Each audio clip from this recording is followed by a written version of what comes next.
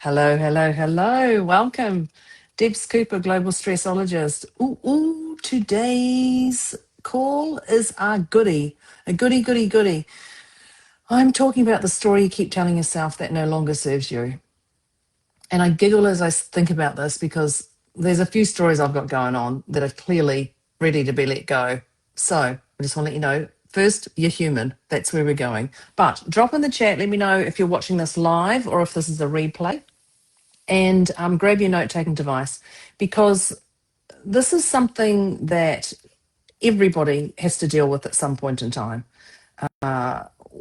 Often, they're the standard ones of I'm not good enough, I always get it wrong, people don't like it when I do this way.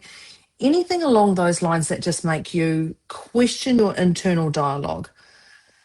But the interesting part about this is actually that these stories have come from often many, many years ago, often from one single experience or someone else's opinion or a difficult moment in our life. And I guarantee you're probably just even thinking about that right now about, where did that story come from that I'm doing? But without even realizing it, we continue to carry them into our present day, And this allows us to shape our decisions, our actions, our relationships, our confidence, and our future. So here I'm going to actually explore how to identify those hidden beliefs, because that's what you think they are. They're actually a belief. And we're going to challenge those stories that they no longer serve you. And then you're going to be able to create a new pathway for a narrative that aligns who you are right here, right now. Because you're clearly not the same person who you were yonks ago. But also know that the moment you change your story, that's when you actually change your life. So grab your note-taking device, whatever that is right now, and let's get into it. So to identify the hidden beliefs running your daily decisions, this is what happens. It's just one of those things that we often say, oh, this is just who I am.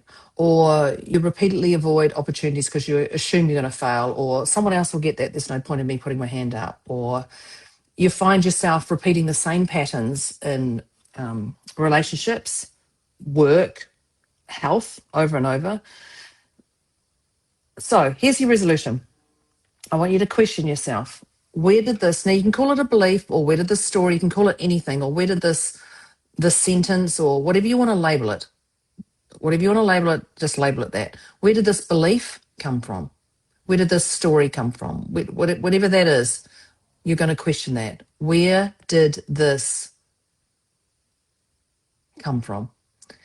Then you're going to challenge whether this belief, can't even say it, is an absolute truth or simply a story you've repeated often enough.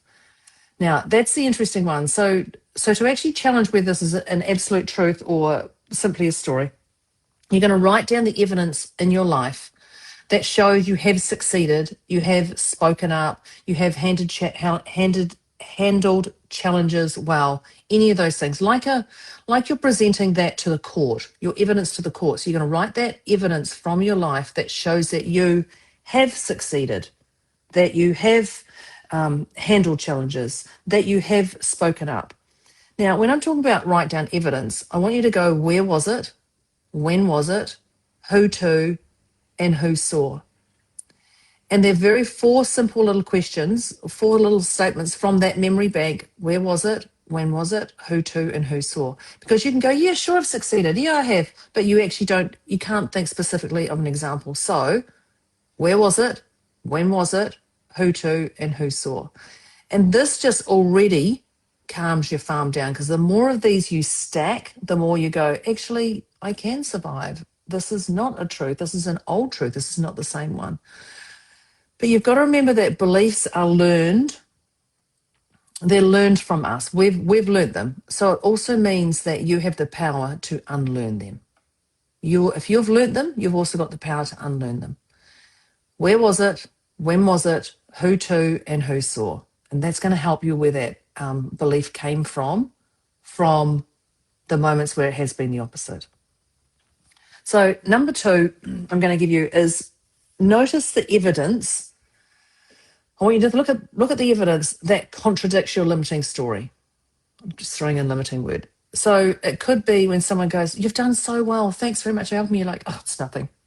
So you're dismissing those compliments or positive feedback. Or you only focus on the mistakes when you overlook the achievements. Or you tell yourself, now this is a good one, that success doesn't count. That doesn't count. Oh, that was so small. That was nothing. I could do that easily. Yep. Can you see how our mind actually controls us and all our stories? So what I want you to do is I want you to keep an evidence journal. Yeah, that's a great word, isn't it? Keep an evidence journal. And I want you to record your wins daily, no matter how small they are, because I talk about small or big. Keep that evidence and just record every win that you have. So it's in there. So you don't have to store it in your memory bank, it's in there. If you can keep that, you can also add to that by ask trusted people. Now, when I say trusted people, it has to be people who are going to give you your honest opinion. Ask trusted people what strengths they see in you. Can you see how we're gathering that evidence as we go along here? What strengths do you see in me? The other thing, people ask you questions. And when people ask you questions, they're asking you. So they obviously see you're the genius instead of ChatGPT or Google or anything. So when they're asking you questions, that's those things, their strengths they see in you. If they're going to ask you about medical, then clearly you've got a strength in medical. People ask me about stress. Fancy that. They don't ask me how to fix a car. Fixing a car is not my strength, but stress, I'm there. And these are the things you're going to write down in that evidence journal.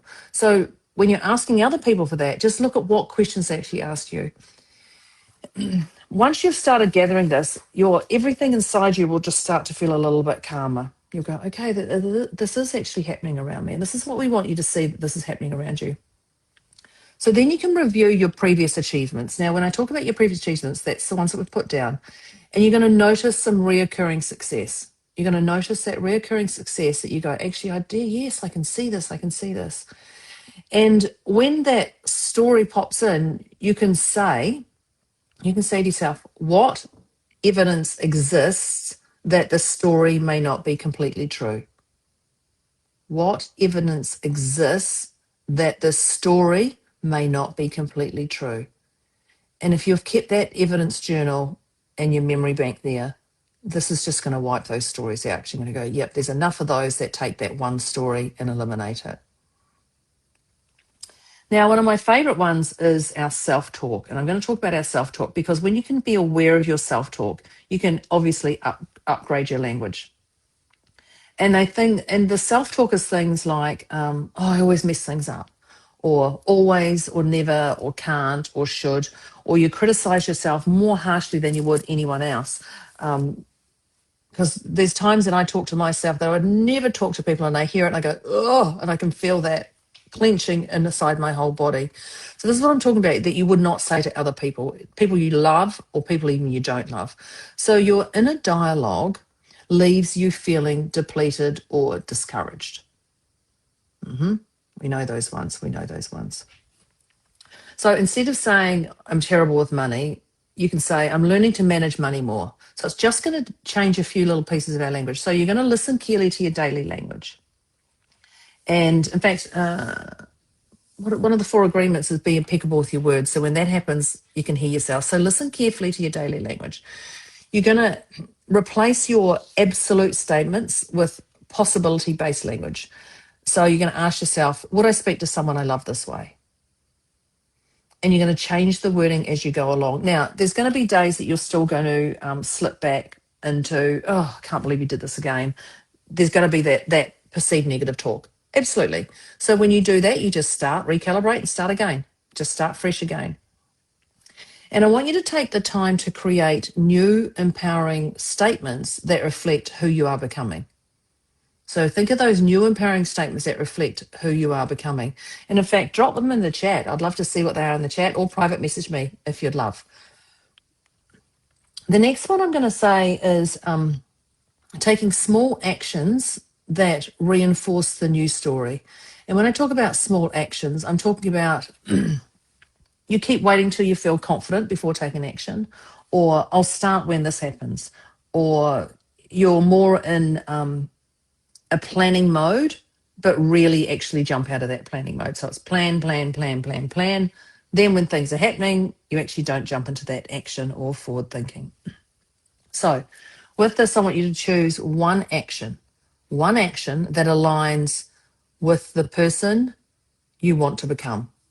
One action. And then clearly you're going to do it. Not just choose one action and leave it on the list. Clearly you're going to do it.